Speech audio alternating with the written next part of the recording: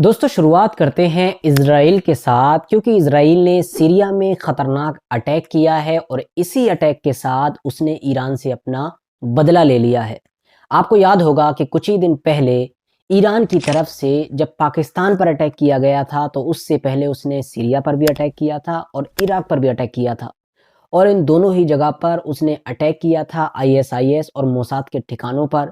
Iran की तरफ से इस हमले को कामयाब बताया गया था और बाद में बाकी सोर्सेस ने भी इसको कामयाब बताया था, क्योंकि जिन जगहों पर टारगेट किया गया था वहाँ कई लोगों की मौत हुई थी, जिनका लिंक सीधे तौर पर मोसाद यानी कि इज़राइल की खुफिया एजेंसी के साथ निकला था। ये वही ठिकाना था कि जहाँ से इज़राइल अपना पूरा सिस्टम चला रहा था, ईरान के अंदर अपना जासूसी का निज़ाम चला रहा था। तो कुल मिलाकर उस हमले की वजह से जो लोग मरे थे मोसाद-वसाद के, इज़राइल के ऊपर दबाव बन चुका था, प्रेशर था, उसको कभी ना कभी तो हमला करना ही था। और उसने आखिरकार हमला किया सीरिया के अंदर, एक बड़ी बिल्डिंग को टारगेट किया, जिसमें मौजूद थे ईरान की जो फ़ौज है आईआरजीसी, उसके कुछ लोग, उसके कुछ कमांडर, उसके कुछ फ़ौजी वगैरह। तो अटैक होने के बाद, एयर स्ट्राइक होने के बाद जो खबर निकल कर आई उसके मुताबिक पहले तो बताया गया कि 4 लोगों की मौत हुई है आईआरजीसी के। लेकिन बाद में ईरान की तरफ से ऐलान किया गया एक और बंदे की मौत हो गई जो शायद घायल था, हॉस्पिटल वगैरह में हुई होगी। तो कुल मिलाकर 5 आईआरजीसी के जो मेंबर थे उनकी मौत हो गई इस एयर स्ट्राइक में। ईरान की तरफ से कहा गया है कि ये जो हमला किया गया है इसको लाजवाब नहीं रखा जाएगा, बल्कि जवाब ज़रूर दिया जाएगा सही वक़्त और सही टाइम आने पर। हो सकता है वो जवाब दे, क्योंकि पहले भी उसने यही कहा था और उसने जवाब दिया। मगर दोस्तों ईरान के साथ ये सब कुछ होने के बाद ही इराक में जो अमेरिका का बेस है उस पर भी खतरनाक अटैक हुए। ये अटैक अभी तक का सबसे खतरनाक अटैक बताया जा रहा है, काफ़ी तेज़ अटैक था ये।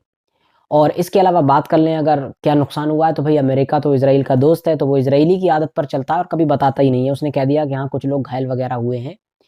दूसरी तरफ मैंने कुछ सोर्सेज़ देखे हैं जो दावा भी कर रहे हैं कि जिस लेवल का अटैक था, किसी न किसी की मौत, किसी न किसी का कोई नुकसान बड़ा ज़रूर हुआ होगा। इसके अलावा इस हमले को अलग इसलिए बताया जा रहा है और बड़ा इसलिए बताया जा रहा है, क्योंकि इस हमले में बैलिस्टिक मिसाइल्स वगैरह का इस्तेमाल किया गया था। अब ज़िम्मेदारी ली है इस हमले की उन्हीं जो मिलिटेंट ग्रुप हैं या फिर जो प्रॉक्सी हैं ईरान के, जो इराक के ही अंदर एक्टिव रहते हैं, जो हमेशा से लेते आ रहे हैं इस इलाके में हमले की। लेकिन प्रॉब्लम की बात ये है कि जिन लोगों ने ये हमले की ज़िम्मेदारी ली है उनके पास रॉकेट वगैरह ही हैं और उसी के ज़रिए से वो हमेशा से हमले करते आए हैं। ये पहली बार मिसाइल्स वगैरह का इस्तेमाल हुआ, तो इसीलिए आप खुद समझदार हैं कि ये मिसाइल्स उनके पास कहाँ से आई होगी, किसने दी होगी और इस इलाके में किसके पास इस तरह की मिसाइल्स खतरनाक मौजूद हैं। मगर दोस्तों जैसे ही ईरान, इराक वगैरह में ये सारा मामला हुआ, वैसे ही इराक भी उबल उठा। इराक के जो राष्ट्रपति हैं उन्होंने बयान दिया और वो पहले से ही अमेरिका को कई दिनों से परेशान कर ही रहे हैं और बार-बार अमेरिका को टोक रहे हैं कि भाई आप यहाँ से जाओ, यहाँ से जाओ। क्योंकि दोस्तों मैं आपकी नॉलेज के लिए बता दूँ कि इराक और सीरिया दोनों जगह पर अमेरिका के कुछ बेसिस मौजूद हैं। लगभग 900 एक जगह पर, 1400 के करीब एक जगह पर इनके सिपाही मौजूद हैं, इनके फौजी मौजूद हैं। वैसे तो ये तादाद इतनी बड़ी नहीं है, लेकिन खुराफात करने के लिए और जो चाहें वो करने के लिए, अपनी दादागिरी दिखाने के लिए काफ़ी है ये, क्योंकि हथियार वगैरह तो एडवांस है ही इनके पास। तो इसी वजह से अब इराक के राष्ट्रपति जो पहले से ही टोकते रहते थे, अब उन्होंने और तेज़ी के साथ कहा है कि भई अब आपको जाना ही होगा, इराक छोड़कर जाना होगा। अब किसी भी बाहरी ताकत को हम अपने यहाँ पर नहीं रहने देंगे। उसकी वजह से हमारी खुद की सिक्योरिटी खतरे में आ रही है।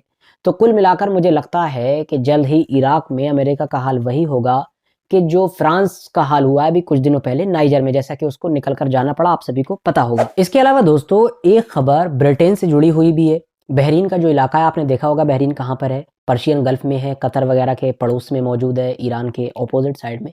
तो वहाँ पर जो ब्रिटिश की नेवी के 2 जहाज़ थे वो आपस में ही टकरा गए।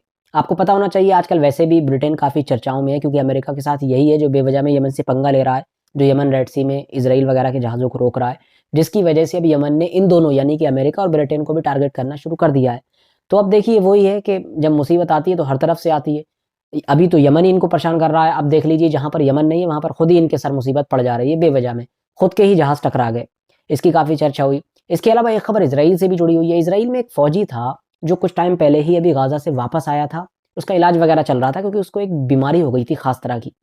वो जो बीमारी हुई थी, वो जब होती है जब हम कोई ख़तरनाक हादसा देख लेते हैं, कोई ख़तरनाक चीज़ देख लेते हैं और इस बीमारी का वहाँ पर हज़ारों फ़ौजी शिकार हो चुके हैं। आपको अक्सर खबर मिली थी होगी कि दिमागी तौर पर काफ़ी हालत ख़राब हो चुकी है, वहाँ से जो इज़राइली फ़ौजी वापस आ रहे हैं। तो उसी बीमारी के बारे में आप लोगों को बताया जाता है। तो इस फ़ौजी को भी वो थी, इसका इलाज चल रहा था, मगर अब इसने किया क्या? क्योंकि दिमागी हालत ख़राब है, इसने अपनी गन निकाली और चला दी। उस गन की वजह से इसका अपना फौजी ही मारा गया। वैसे तो ये कोई नई बात नहीं है इजराइल के लिए, आप शुरू से ही सुनते आ रहे हैं, इन लोगों ने अपने फौजियों को तो मारा ही मारा है, खुद की बंदूकों से अपने आम लोगों को भी मारा था। 7 अक्टूबर से रिलेटेड भी बहुत सारी रिपोर्ट्स आप देख सकते हैं, जिसमें बताया गया है कि किस तरह से इनके हेलीकॉप्टर ने ही नीचे अपने लोगों पर गोलियां, आग वगैरह बरसा दी थी। जाते जाते मैं आप लोगों को जापान से जुड़ी हुई भी एक खबर बता देता हूँ। जापान ने चांद पर लैंडिंग कर ली है, वो भी चांद पर पहुंच गया है और इसी के साथ वो चांद पर स्मूथ लैंडिंग करने वाला 5वां देश बन गया है। यूएसएसआर, यूएसए, चाइना, इंडिया और अब जापान। तो फाइनली जापान भी चांद पर पहुंच चुका है। तो ये है पूरा मैटर। फिलहाल बहुत जल्द ही मिलेंगे और एक नई वीडियो के साथ, जिसमें मैं आप लोगों के लिए और भी बहुत सारे अपडेट लेकर हाजिर होऊंगा। वीडियो अगर इन्फॉर्मेटिव लगी हो, वीडियो को ज़रूर लाइक कर लें और इसी तरह की वीडियोस हमेशा देखने के लिए मेरे इस चैनल को सब्सक्राइब करने के साथ साथ बेल आइकन को भी ज़रूर प्रेस कर लें।